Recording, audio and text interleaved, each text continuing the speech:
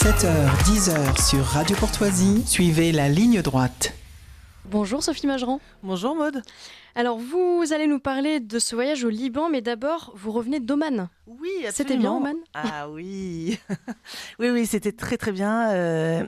Alors on doit quand même avouer quelque chose aux auditeurs, c'est que les deux précédentes émissions, les deux précédentes chroniques étaient enregistrées. Oui. Parce que justement j'étais dans la péninsule arabique avec un groupe et nous avons pu découvrir un pays merveilleux, l'Arabie heureuse, ou en tout cas ce sultanat d'Oman qui est absolument sublime, et tout en contraste d'ailleurs ce voyage avec la visite également d'Abu Dhabi et Dubaï. C'est très très étonnant, c'est passionnant. C'est un nouveau pôle, si vous voulez, mondial qui s'est créé là de toutes pièces. Alors les écologistes devraient être vent debout devant ces Émirats parce que c'est construire des villes en plein désert dans des situations climatiques quand même extrêmes, en été du moins. Mais c'est très étonnant, c'est passionnant. C'est passionnant de voir l'organisation de ces pays déjà. La sécurité et la beauté aussi, pour revenir au Sultanat d'Oman. Je ne sais pas si on peut dire que Dubaï est une belle ville, mais c'est fascinant. C'est vraiment fascinant parce que vous avez des tours la plus haute du monde, à 800 mètres, etc. Alors moi, je ne connaissais pas, en tout cas, Dubaï, et je ne savais pas à quoi m'attendre par rapport à cette cité. Et c'est saisissant. On est vraiment saisi. Et je vous dis, c'est tout en contraste avec, par ailleurs, ce petit Sultanat d'Oman, très traditionnel, qui, lui, n'a pas une tour sur tout son territoire, et qui conserve des villes à taille humaine avec 3-4 étages maximum. Tout est harmonieux. C'est un pays qui s'est développé tout récemment, Oman, au début des années 70. Les Anglais étaient encore là, avaient la main mise sur ce petit territoire, petit par rapport à l'Arabie Saoudite peut-être, et qui a été sous-développé vraiment. Il y avait simplement 6 km de routes asphaltées à Mascate, figurez-vous, en 70, et un certain Qaboos, le sultan Qaboos, a pris son pays en main pendant 50 ans. Il est mort en 2022. Il a développé son pays de manière remarquable. Et c'est un très, très, très beau pays. Très intéressant parce que c'est ouvert sur la mer d'Oman, bien sûr, sur l'océan Indien, évidemment. Et cette partie de la péninsule arabique a toujours fait la jonction, si vous voulez, entre l'Afrique et l'Inde pour le commerce. Et donc, c'est un pays qui a eu une importance, un rayonnement extraordinaire, et qui a intéressé notamment des grandes puissances comme les Portugais, qui se sont installés là en 1507 pendant 150 ans. Et donc on voit en plein milieu de l'Arabie heureuse des châteaux portugais. C'est le cas à Mascate. C'est tout à fait étonnant et c'est passionnant. Et donc on comprend à la fois l'histoire passionnante de ce pays, qui contrôle les routes commerciales depuis l'Antiquité, contrôle le monde en réalité, ce qui n'a toujours pas changé, puisque là on est tout proche du golfe Persique, arabo-persique, parce que selon qu'on est du côté arabe ou du côté iranien, on parle du golfe Persique ou du golfe arabique. En tout cas, moi en tout cas en géographie, j'avais appris le golfe Persique. Mais c'est le détroit d'Ormuz qui est d'ailleurs contrôlé par Oman. On est à tout juste 50 km de l'Iran, etc. Passionnant, très très beau, de très beaux paysages. C'est un très beau voyage que Odeya reproposera bien sûr comme chaque année au mois de janvier. Très agréable au mois de janvier, il fait 20-25 là-bas, on est bien, on est au soleil. Ça fait du bien, C'était la première fois qu'Odeya organisait un voyage là-bas Du tout, on y va chaque année. D'accord. Chaque année au mois de janvier généralement, ou en fin d'année, on propose cette destination qui est vraiment très intéressante à la fois au niveau historique et au niveau géopolitique. Voilà. D'accord. Oui, passionnant. Et alors là, vous nous emmenez au Liban du 7 au 14 mai. Oui, alors on est toujours dans cette région du Moyen-Orient ou de l'Orient. D'ailleurs, en termes géopolitiques, géographiques, c'est très compliqué. Le Moyen-Orient, Orient, c'est par là, quoi. Mais voilà, c'est pas très, très, très net. Et effectivement, on propose de se rendre au Liban avec Antoine Delacoste. Antoine Delacoste, qui est un de nos conférenciers, qui depuis les années Covid, propose des conférences de géopolitique aux clients d'Odeya, aux voyageurs d'Odeya, pour préparer les voyages, pour s'intéresser à ce qui se passe dans le monde actuel. Il fait ça de manière remarquable. Ces conférences sont vraiment très très appréciées. La dernière en date, les dernières en date étaient portées sur le conflit israélo-palestinien, vraiment qui colle à l'actualité. Ouais. Et d'autre part, la dernière fois, c'était vraiment sur le Qatar. Vous voyez, donc pour préparer un voyage justement dans ces contrées-là, on peut écouter Antoine Delacoste. Il avait parlé bien sûr du Liban, de la guerre en Syrie, etc., de la Russie bien entendu.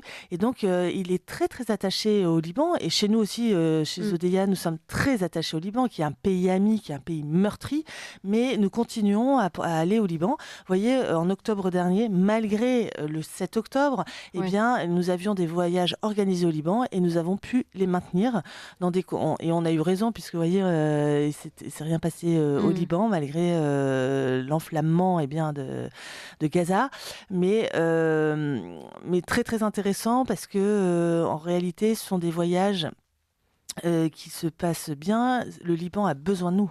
Le Liban... Alors, j'ai envie de dire... Vous parlez de voyages engagés. Les voyages engagés, c'est exactement ça.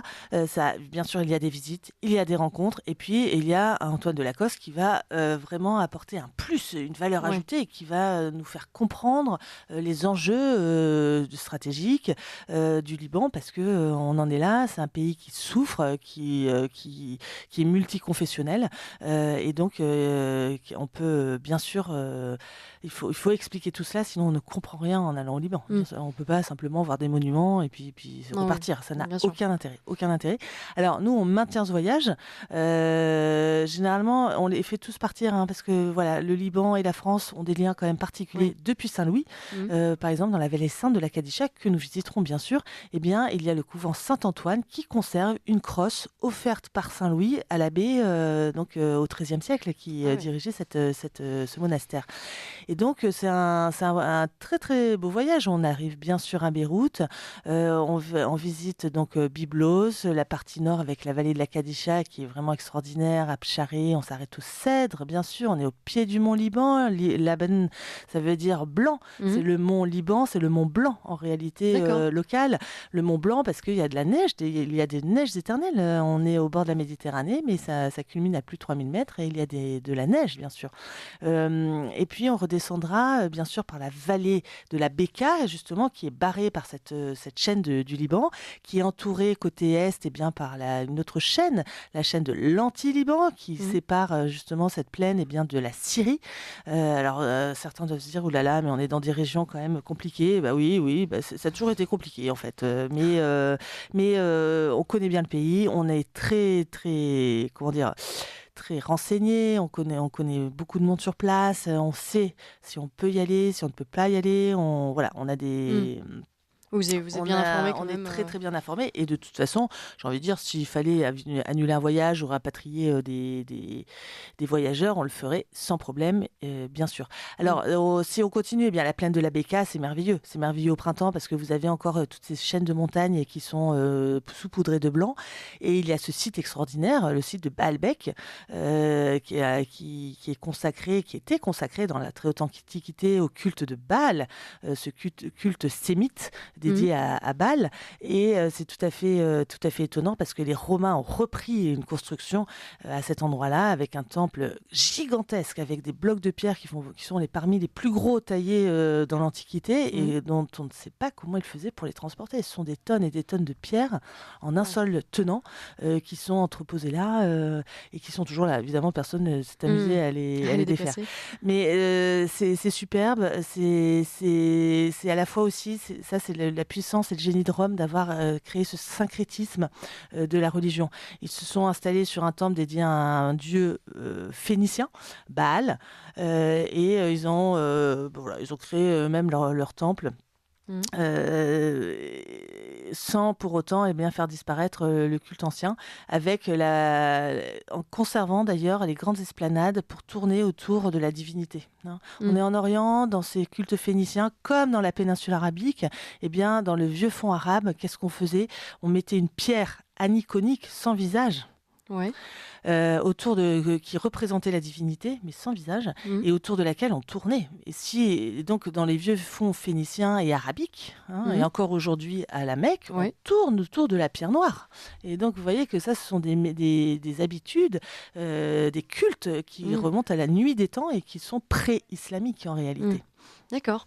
Alors, parmi les points forts, parce que je vois sur votre site que vous évoquez des rencontres avec des personnalités religieuses et politiques, notamment. Alors, c'est vrai que comme on connaît bien le Liban, moi-même, j'y suis allée très, très souvent, j'ai des amis au Liban, eh bien, nous avons des contacts sur place et on organise effectivement des rencontres avec des personnalités. Alors, je peux pas dire lesquelles aujourd'hui parce que on est un peu loin du voyage. D'accord. Mais généralement, il y a toujours donc le patriarche, un patriarche de l'Église, qu'elle soit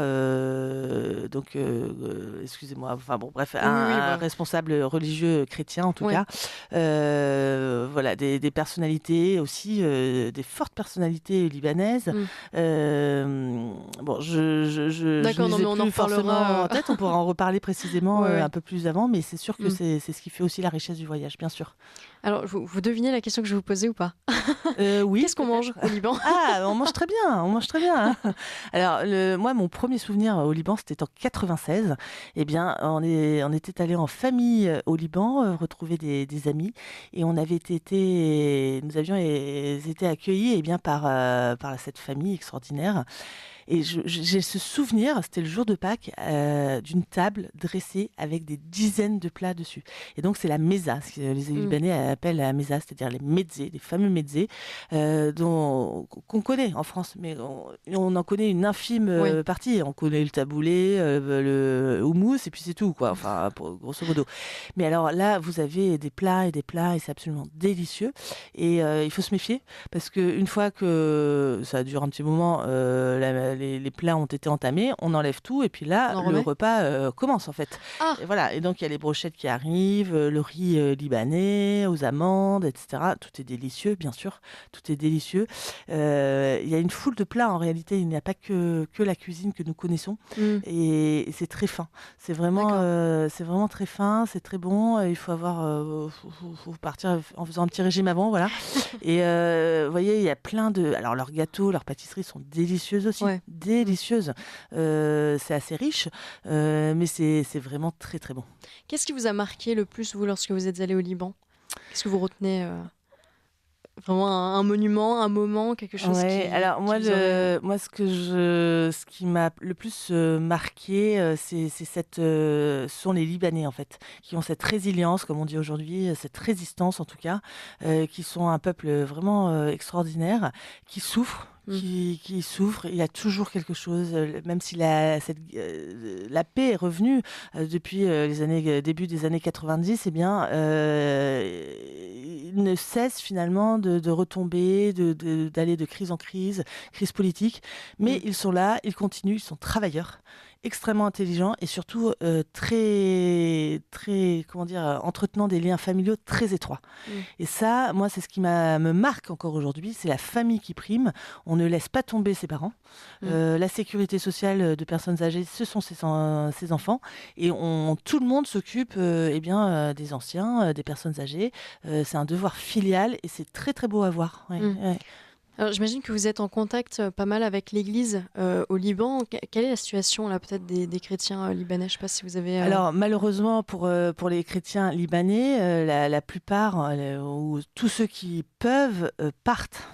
Et ça, c'est une hémorragie terrible parce que ce pays qui était majoritairement chrétien jusqu'à finalement assez récemment, se retrouve finalement en minorité. Et ces gens qui ont fait des études, qui sont intelligents, travailleurs, après la grave explosion du port de Beyrouth, ces crises politiques qui ne cessent de se succéder et économique, ont préféré finalement prendre le large et donner un avenir à leurs enfants, tout en revenant pendant les vacances au Liban, en gardant vraiment c'est le cœur brisé. Moi, j'en connais plusieurs ils ont dû quitter leur pays, mais c'est le cœur brisé qu'ils l'ont fait et ils retournent très volontiers donc au Liban dès qu'ils le peuvent. Et ça, c'est la force de cette diaspora libanaise qui garde des liens très très très étroits avec leur pays d'origine, bien sûr. Merci beaucoup. Alors, nos auditeurs peuvent s'inscrire et se renseigner sur votre site. Oui, www.odeya.fr. Voilà, Ouais. moi je tenais quand même à ce que nous parlions du Liban parce que c'est important pour nous.